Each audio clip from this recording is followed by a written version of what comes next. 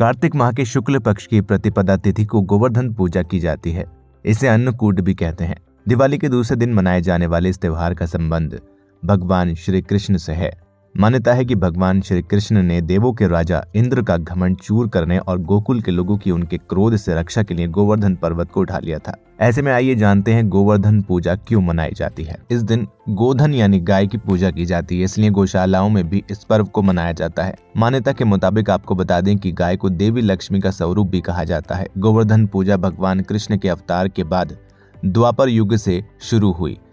पर्व उत्तर भारत में खासकर मथुरा क्षेत्र में बहुत ही धूमधाम और उल्लास के साथ मनाया जाता है। ये भगवान श्री कृष्ण के लिए मनाया जाता है। गोवर्धन पूजा का संबंध भगवान कृष्ण से जुड़ा है।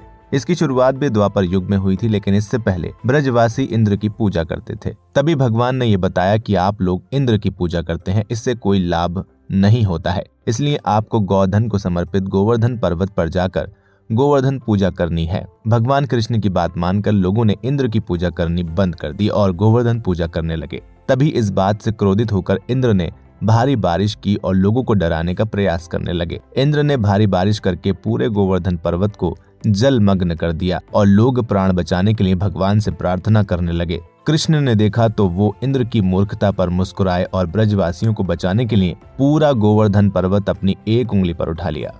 भारी बारिश का प्रकोप लगातार 7 दिन तक चलता रहा और भगवान कृष्ण ब्रजवासियों को उसी गोवर्धन पर्वत के नीचे छाता बनाकर बचाते रहे।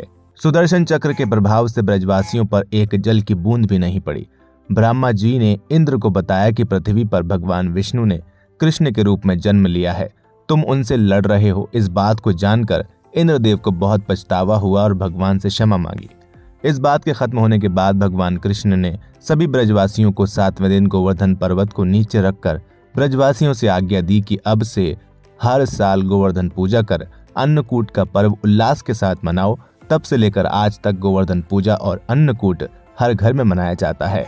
ऐसा माना जाता है कि ये उत्सव खुशी का उत्सव है और इस दिन जो दुखी रहेगा तो वो वर्ष भर दुखी ही रहेगा। इस दिन खुश रहने वाला व्यक्ति वर्ष भर खुश रहेगा।